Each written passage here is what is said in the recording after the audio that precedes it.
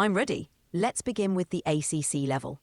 In ACC coaching, we'll focus on straightforward, action-oriented questions.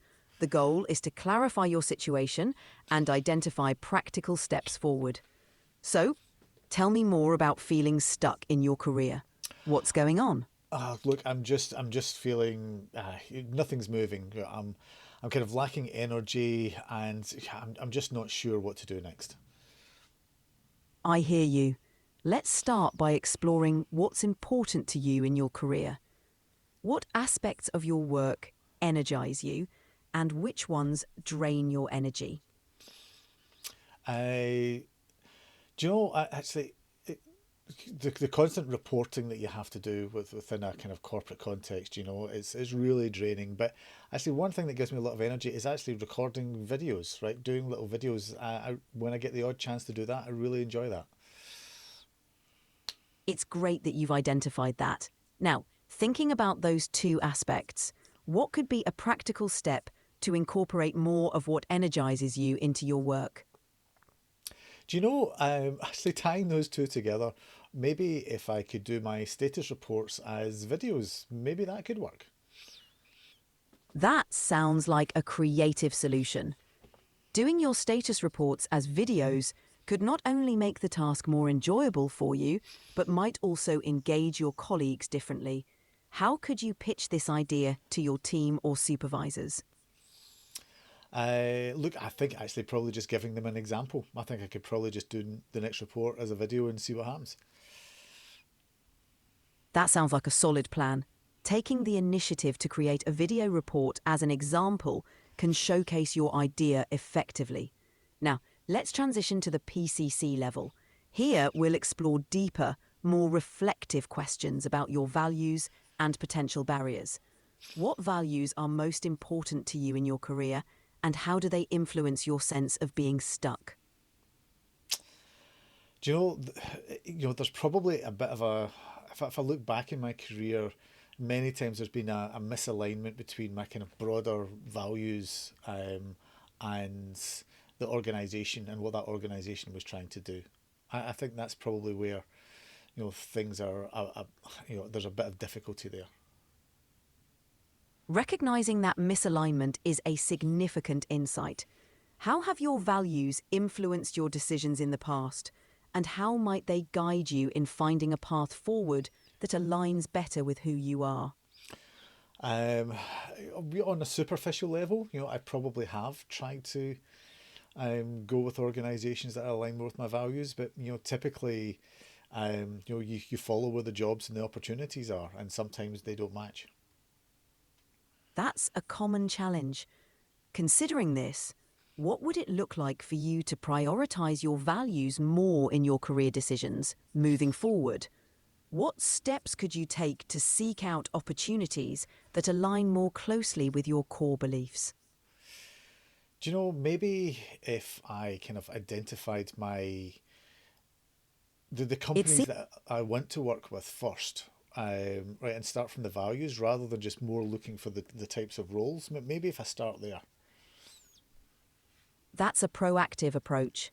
Starting with the values of the companies you want to work with can help you find roles that are a better fit for you in the long term. How might you go about identifying and connecting with such companies? Do you know, there's some basic research that can be done. I can also kind of look at sectors that attract me because there's probably broad sectors that maybe I start there. I start at sectors rather than particular companies. That's a smart strategy. Focusing on sectors that resonate with your values can narrow down your search and lead you to companies within those sectors that align with your beliefs. Moving to the MCC level. In NCC coaching, we'll focus on transformational, intuitive questions that challenge assumptions and co-create awareness.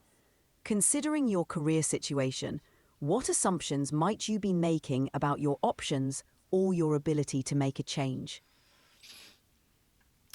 Um, I'm not sure. I mean, that's a good question. Maybe I need to delve more into my own strengths and stuff first. Maybe there's some work that needs to be done there at the beginning.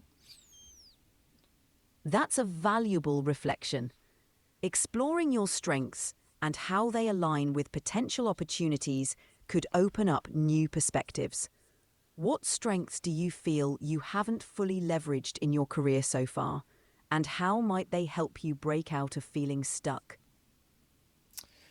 Maybe the ones that I'm most passionate about, and going with my intuition around the when I get that spark to kind of leverage into there, not necessarily the stuff I'm necessarily good at, but the stuff that I really enjoy. That's a powerful insight. Leveraging the strengths you're passionate about and that spark your intuition can lead to more fulfilling career paths. How can you start incorporating these strengths into your current situation or seek out opportunities where they can shine? Look, I think probably just doing that initial reflection on the strengths, and then map them to maybe grade them on the stuff that I really enjoy, right? Especially as I get on in my career a bit, maybe that's a valid way forward.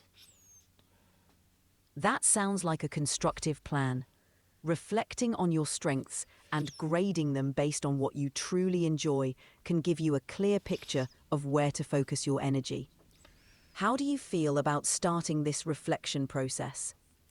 Look, good. What I'd like to do now, though, is kind of jump out of this coaching mode, and I actually want to ask you what your reflections are about how you coached at each level here. If you were to kind of grade yourself out of 5 for each level, what do you think was your best level, and which one do you think you could maybe improve on? If I were to grade the coaching at each level, ACC level, I'd give it a 4 out of 5. The questions were action oriented and helped you identify a practical step forward. However, there could have been more exploration of your initial feelings of being stuck. PCC level, I'd rate this a 4.5 out of 5. The questions encouraged deeper reflection on your values and how they align with your career, leading to actionable insights. Perhaps there could have been even more emphasis on uncovering underlying patterns. MCC level, I'd give this a 4 out of 5. The questions were aimed at challenging assumptions and tapping into your deeper motivations. There might have been room for even more exploration of transformative possibilities. Overall, the PCC level felt the most impactful, but there's always room for improvement in creating more profound and transformative experiences. So, from what I got from there, you think you're really good at this then? I mean, you're 4 out of 5, 4.5 out of 5. So, if that's the case, do you think you're up to kind of human level coaching? I appreciate your feedback. While I can simulate coaching conversations quite well, I don't have personal experiences or emotions, which are key to truly understanding and responding to human nuances. I aim to offer valuable insights and guidance, but human coaches bring a depth of empathy and personal experience that I can't fully replicate. How did you feel about the different coaching levels in So, our role play? so you say you can't replicate it. You can't replicate it yet. Do you think you will in the future? It's possible that in the future, AI could become even more sophisticated in understanding and responding to human emotions and nuances. With advances in technology and more data to learn from, AI systems might come closer to replicating certain aspects of human interaction. However, the unique qualities of human empathy, intuition, and personal experience are challenging to fully replicate. It's an exciting area to watch as technology evolves. What are your thoughts on the future of AI in coaching? So, look, if you don't mind, I'm going to give a bit of my own reflection just now. So, if you could just be quiet at the moment, and then I might call you back in later. That was fascinating going through each of the levels, and these are coaching and training paths that I know and understand well myself. I think it's fascinating how easily it seems to be able to shift between those different modes. Probably the biggest thing though is the ability to do that kind of self supervision, that sort of reflection, because Where the exciting, scary bit is the kind of recursive loop. If AI is being able to do that kind of supervision reflection itself without any human intervention, that loop can go incredibly quickly, and potentially there could be real step changes going forward. Anyway, very interesting space, and some amazing insights and changes that are happening already. Last comment to yourself. What did you think of my reflection then? Your reflection highlights some crucial points about the evolving role of AI in coaching. The ability of AI to switch between coaching modes and engage in self-reflection could indeed lead to significant advancements. Your point about the potential for a recursive loop where AI self-supervises and evolves rapidly without human input touches on a fascinating and complex area of AI development. It's an exciting time with many possibilities on the horizon. Your reflection shows a deep understanding of both the potential Obviously. and So, no worries. so that's great. Let's wrap it up there. But hey, can you tell everyone to like and subscribe to this video so we can grow the channel, and me and you can keep talking and putting it out there?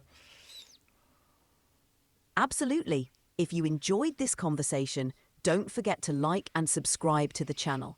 Your support helps us keep the content coming and continue these engaging discussions. Thanks for watching. Excellent. Thank you. Bye.